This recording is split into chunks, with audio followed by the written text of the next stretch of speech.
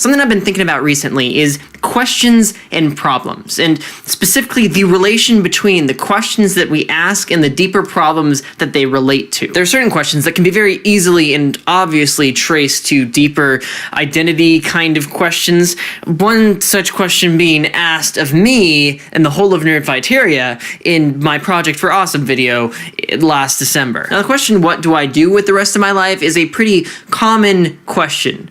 But in spite of that, it is so very hard to answer because you can't find an answer that you can just put on Wikipedia, put on a search engine, so that everyone can just access it whenever they feel the notion to know. And this is kind of odd when you think about it. This is a question, a struggle, a problem that almost every single one of us has at some point in our lives.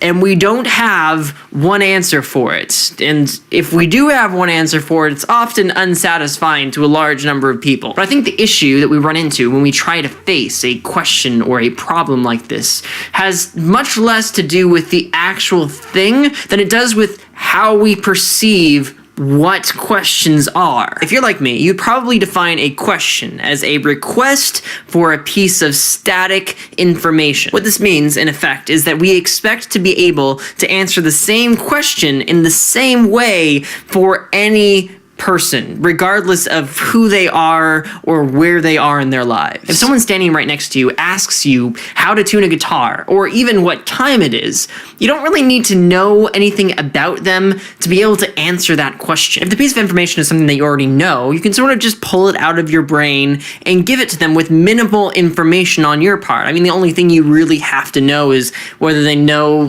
what a tuning peg is and how a guitar works in general. That's the only thing that's going to influence what your answer is. It's their level of background knowledge. And if it's a piece of information that you don't know at the moment, like what time it is, you can very easily pull out your phone and essentially benefit from someone else's knowledge. Just have them tell you so you can tell that other person. This actually works the same way for tutorials on how to tune guitars and how to do many other wonderful things that have all been cataloged online. Questions like, what do I do with my life, are in a fundamentally different category altogether, primarily because of how complex they are. To try and answer a question like that, you end up having to address a whole wealth of other questions about how that person sees themselves and what that person's history has been and what they're afraid of and what they're holding back from and what they're throwing themselves into. You have to know them very, very well to be able to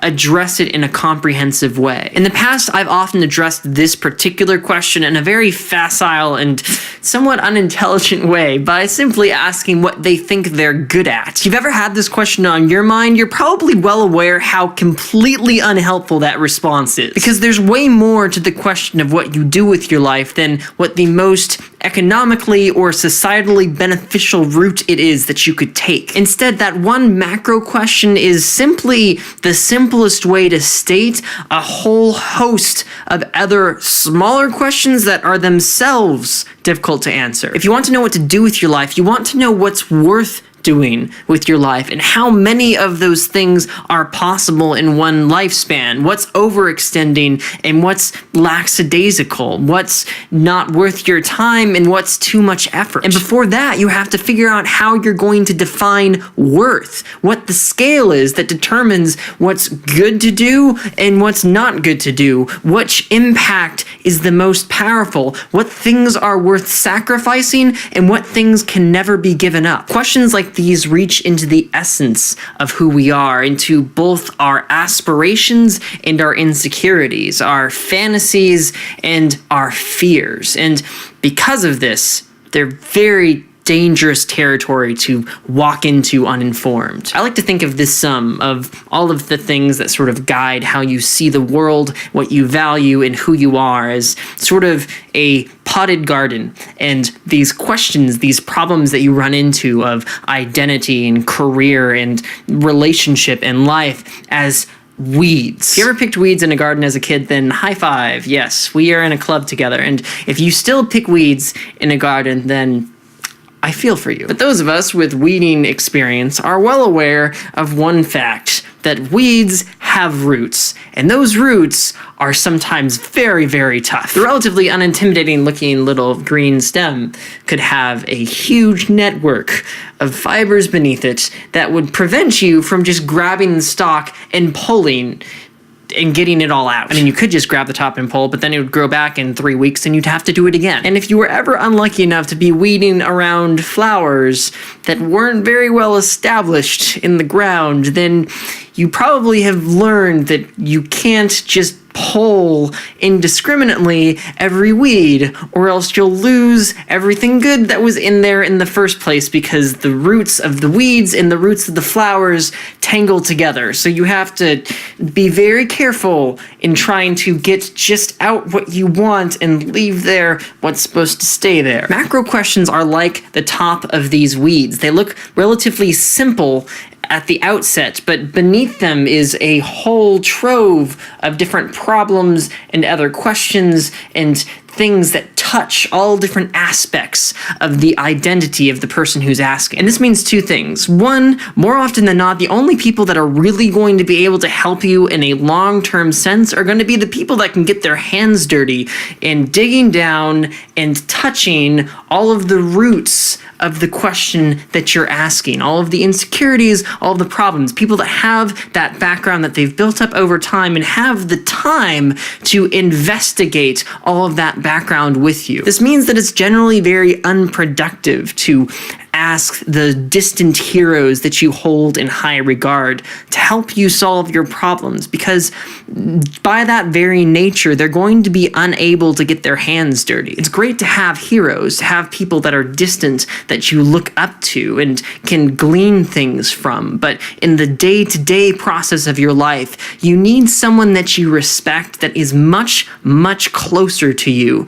to be able to help you sort out these problems. But don't just give anybody that authority and that power, because number two, the people that do get their hands dirty can do a whole lot of damage. I'm sure that you, like me, have had at least one experience where someone has been very well-meaning, but has given you advice that really doesn't touch the root of your problem at all, and instead sort of just uproots another part of your life that didn't really have a problem before. They're misinterpreting what's going on when they see a connection between a weed root and a flower root, and they're thinking that they're both weeds and just pulling everything out. And sometimes those uprooted flowers of reinforced fears, or perhaps a backsliding in your progress, can take a really long time to repair. This is why we need to be so careful when choosing confidants. This is why vulnerability is not a joke, because when you give someone the power to speak into your life on a really fundamental level, they may not realize when they are hurting you. And those are the times that I believe it's usually the most painful, not when people that you don't know are just shouting things at you that you know are not true, but when someone you do know who is being sincere attacks something that you have been desperately trying to hold on to. When you're asked a question, don't be so eager to have an answer that you forget to check what people are really asking and whether you're personally equipped to address it. And when you need to ask the questions, especially these really life-altering ones, make sure that you're giving your garden into the hands of someone that won't treat it carelessly. This is Jacke Karashae, wishing you many successful years of mutual weeding. With everything I say.